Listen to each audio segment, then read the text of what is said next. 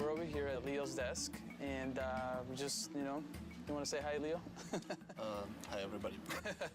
So tell us about the pink ball. Is that something that you decided to put in, that pink spiky ball, or was just... Well, yeah, I just decided to kind of create pink yo-yo.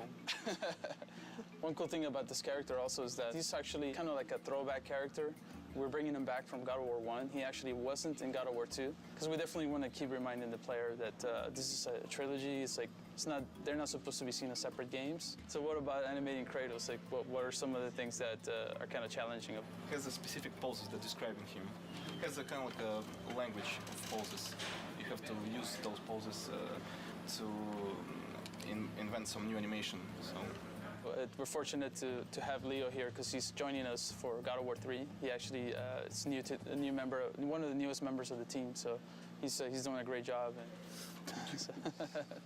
One of the factors of animation is that you're kind of trying to make it invisible. The more successful we are, the less you really notice the animation. The stuff we've got going on with our boss fights is going to look really impressive. It's another kind of key development for this game, I think. We're working a lot with the designers, like way more closely, and creating new things with them. There's a certain type of feeling that in animation we have to achieve. And the most important part, of course, is Kratos and how he moves. Kratos is very direct. We don't try to make him too fancy. If you notice, a lot of times when he's having conversations, he's just kind of standing there waiting for the moment where he needs to say something. Everything that Kratos does happens for a reason. I don't know if many people even notice these things, but Kratos never moves backwards. He's an aggressive character. He moves with a purpose at all times. We actually have wooden swords laying around all the time. We definitely get up and try to act it out. It's definitely always hazardous to walk around the animation area. You gotta watch out.